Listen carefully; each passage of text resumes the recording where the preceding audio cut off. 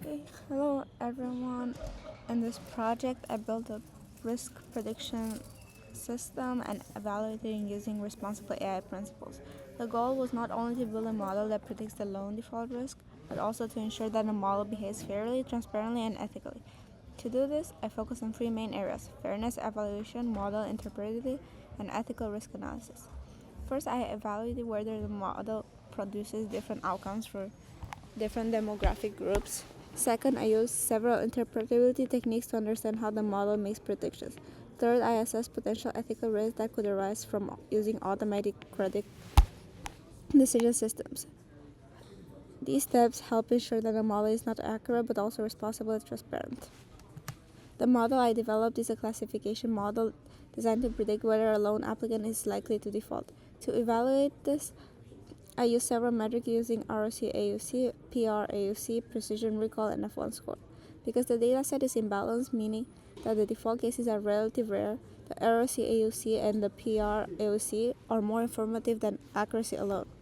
I also use a five-fold stratified cross-validation to ensure that the model performance estimates are reliable and not dependent on a single data split. The model achieved a ROC-AUC of approximately 0.68, which indicates model ability to distinguish between high risk and lower risk applicant.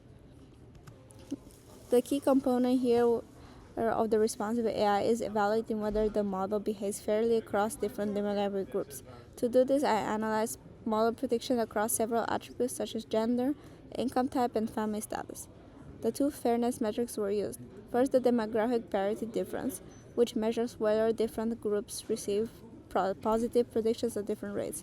The second metric is equalized odds, which compares the error rates across the groups by examining differences in true positive and false positive rates. These metrics help detect whether certain groups are systematically advantaged or disadvantaged by the model. The fairness analysis showed relatively small differences across demographic groups. For example, the demographic parity difference between the genders were approximately 0.036, meaning that the predicted positive rates differ slightly, not dramatically. Similarly, the equalized odds gaps were relatively small, suggesting the model error rates are fairly similar across groups.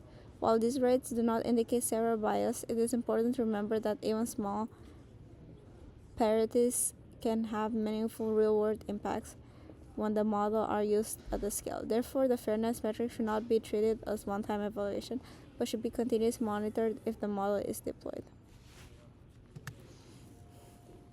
To ensure transparency, I use several interpretive techniques to understand how the model makes decisions.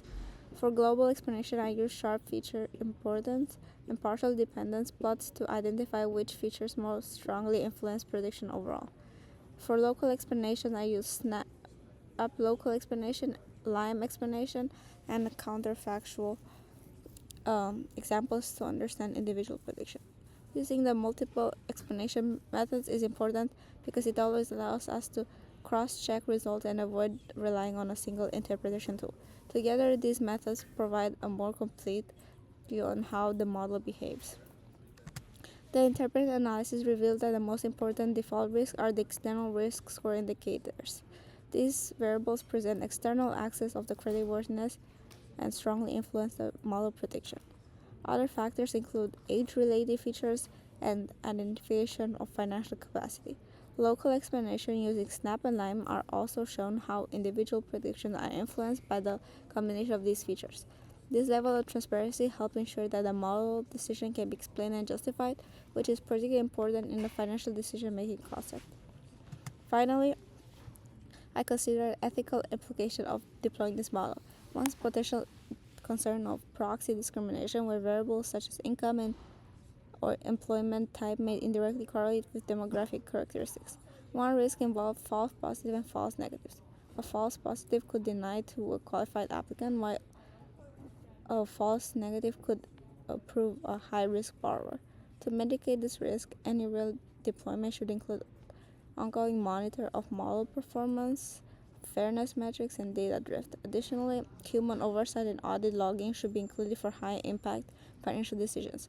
Overall, this project demonstrates how responsible AI practices can be applied to credit risk modeling to promote fairness, transparency, and accountability.